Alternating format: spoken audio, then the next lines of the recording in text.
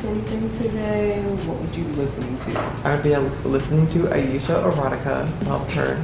Problematic, but like her music is good. What are we listening to today? Mix between Lucky and Babyface Ray. I don't know if you were listening to anything earlier today, but if you were... Yeah, I didn't. But if I did have my headphones, I'd probably be listening to The Talking Heads, some Frank Zappa, I guess some older artists to kind of get, inspo from. I know you usually wear your headphones and everything, so what are you usually listening to while we're working? A little bit of everything. Of course, you listen to rap, R&B, like you gotta keep yourself up to date on that stuff. Classical music, Spanish music from operas and plays and stuff like that. I really like, sometimes when I'm listening, I have a few playlists I listen to, but one of them is fashion fantasy right now. And I really like pulling pieces that kind of go through their own motion, they create their own story, they come to like a big climax or something, and then because it helps me think of my clothes like that. I'm like, my clothes need to have drama, my clothes need to have fluidity and motion and emotion and empathy and all of these different things I'm trying to work into my clothes. So if I can listen to music that supplements that train of thought, then I feel like it's gonna only add to the success of what I'm making. Now, I see you have your headphones here, so what were you listening to, or what do you listen to while you're working? I listen to all kinds of music today. I was listening to a little bit of PJ Harvey because a friend of mine was recommending me her, and Dystopia because I was also in kind of a frustrated mood, and when I'm in a frustrated mood, I like to listen to harder, more intense music. Yeah. If we are listening to anything today, what were we listening to? Lady Gaga. Which album though? Today kind of feels like a Fame Monster day. I just pick Lady Gaga on Spotify and put it on shuffle. Anything except for like Tony Bennett era. Not a huge, Joanne is very hit or miss. The Star is Born. Mm-hmm. What do you think your number one issue with the fashion industry is today? I would say sustainability, because it's such an important aspect of the industry today, and fast fashion. And I feel like that is probably the most important thing to get away from in today's age, even though it's so popular. I feel like if more designers are sustainable, it'll be like a wave. At least like on the designers end, like what do you think our solution is to that, if you could pitch one? I would say promote sustainability always, just so it's always attached to your name, and when you're promoting your clothing, everyone knows that it's from a good place and it's sustainable in Earth. You're saying like promote your clothes sustainable? Yeah, I would say so, because I feel like that would inspire others to do the same as well, and kind of learn about sustainability within fashion. How would we combat that issue though with companies that do promote themselves as sustainable but aren't actually sustainable? I would say just shop locally. People that you know are sustainable, businesses that you know are actually practice sustainability rather than just claim it. What has inspired your specific design practice for today? Talking with my model, I really like to work with my models and kind of find a middle ground of what I'm creating for them to wear. And so I definitely discuss with my model about the pieces that they will be wearing and just kind of building off of that. What do you think the biggest issue in the fashion industry is today? Definitely a sustainability issue, and like people are putting out graphic t-shirts with very unoriginal and basic designs. It's just adding to that crisis. So with my work, I care about putting quality garments out while they're sustainable, affecting the earth and society in a positive manner. What has inspired your specific design practice today? Just like my day-to-day life is how I have to practice. I taught myself how to sew, so everything's upcycled from things I've thrifted, so it's that process is all kind of organic. What do you think your number one issue with the fashion industry is today? I think the biggest issue is what everybody has already said, is sustainability, but I'm a pretty big nihilist, I guess, when it comes to that issue. I'm like, we're too far gone, like there's not really any point of like trying to fix it. Like I'll do what I can, like just the morals of it. But my biggest issue with the fashion industry is there's like a lot of oversaturation. I think that it's going it makes it really difficult for people who are up and coming in the industry to like have small brands and stuff, because there's just a lot of the same, I guess. Because I think a big part of sustainability moving forward is going to be supporting small local brands rather than bigger companies. But then there's the issue with accessibility and price of that. There's a whole rabbit hole. What has inspired your specific design practice today?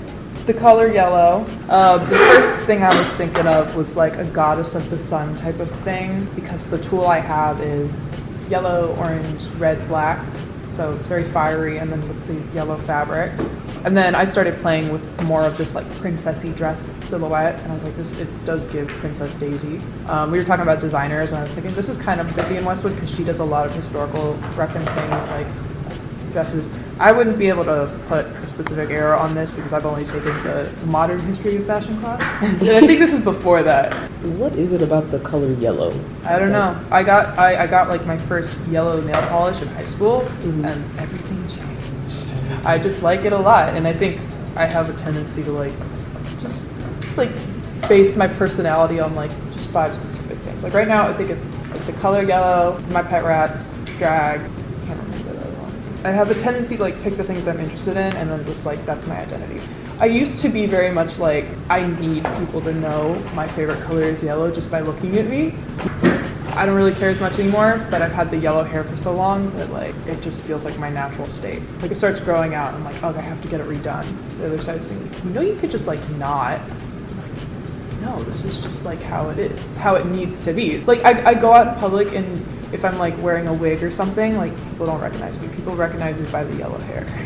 So what do you think the #1 issue in the fashion industry today is to you? I've heard a lot of people in this room say, but I think just the main issue I have is just where people source their materials from, and the sustainability, and also just like the treatment of the people actually producing the clothing, and like a lot of people are underpaid, a lot of resources are exploited and come from places that places don't end up benefiting from the resources getting taken away, and then like the brands just end up extremely profiting off of them. Yeah, so those are definitely like main ones.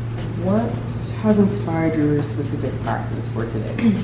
I'm not sure. I really just like working with like delicate materials. A lot of the work I'm doing today is hand sewn, because I don't have a lot of experience working with a sewing machine, and also I don't want this fabric to like get caught in the sewing machine. I like to layer things. I'm not sure what I'm inspired by today, but yeah, I'm just going with like, I want to make something that flatters my model, so I've really been working alongside them. What do you think like the #1 issue in the fashion industry is today? So many. I think all around a big issue is just how closed off people are, how much we nitpick, and it's something I'm holding myself accountable to, like being less nitpicky about who I work with. Like, oh, I've known this person for so and so years, so let me only work with them. Like you're not gonna find new talent doing that, and I feel like so many people who have the power to introduce new talent, to bring in different narratives and different conversations that we haven't had before, are stuck in their comfort zone, and so everyone's stuck in the comfort zone with them. If you're going to be an artist, one thing you have to challenge yourself to daily is exposing yourself to new things and things that make you uncomfortable. So I just hope that the industry continues to do that and to go outside of their comfort zone. There's plenty of talent within those comfort zones, and I'm so grateful to be in this age of fashion. Maybe there's a few other ages I'd go back to, but like right now I feel like it's pretty cool. But I hope we just continue to expand on doing what's uncomfortable. You said different ages. Which one? Ooh, don't ask me that question right now.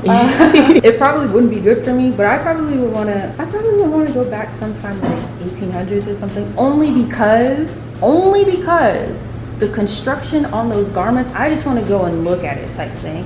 And then as far as like something I'd be comfortable going back to, 1970s, like Black Panther era, like obviously like the leathers and stuff like that, but also just being in that place where fashion was like throughout years it was building up to being less rigid, but like the 70s was really when it happened, where people were like, clothes. Like, we're just gonna wear whatever we want to wear type thing. I'm like, I can get into that. So What has inspired your specific design practice today? a lot of things. Everything inspires me. Everything impacts me. I'm grateful I got to study it technically when I was younger. I'm grateful I got to go through the ages where I broke my sewing machine because I was trying to do too much. I'm grateful for every stage, and so how that influences my design practice today is I'm curious. I'm always seeking to do something different and learn something different. And for the first time in my life, I'm not afraid. So I see something in my head and I'm not like, oh, that's too dramatic for me to make. Like, it may take a little bit longer sometimes, but I'm gonna sit there and I'm gonna study what's in my mind and I'm gonna unpack it and unwrap it so it can become two-dimensional things that I can cut out and then build up to what I want in my head, even if it's not perfect. So yeah, curiosity and being unafraid, I feel like are the two things. What do you think the #1 issue in the fashion industry is today to date? Well, the easy answer is sustainability, but everybody said that today. So it's like, my personal answer that's like other than sustainability is we kind of let people get away with not being excellent sometimes. Like, I feel like forever ago in the fashion industry, like there was just so much glamour and grace, and it was problematic, but also like there was such like high demand of like excellence and like beauty and glamour. And then sometimes there are some shows that I watch where I'm like, even like with like a metaphor meaning or like an abstract form of design, this still is not good design. It's like you can tell when somebody doesn't put effort into something and it just like plain doesn't look good. Like even just from like everybody has like different tastes, but there's some things that are just distasteful all around that we kind of let people get away with in the like sense of abstractism. And also it's the need to create something new. Because like a lot of designers are like really amazing designers, but they'll be like, this is like a new thing that like never, but like there's a reason it's not been done before. What has inspired your specific design practices for today? I would say just Victorian patterning.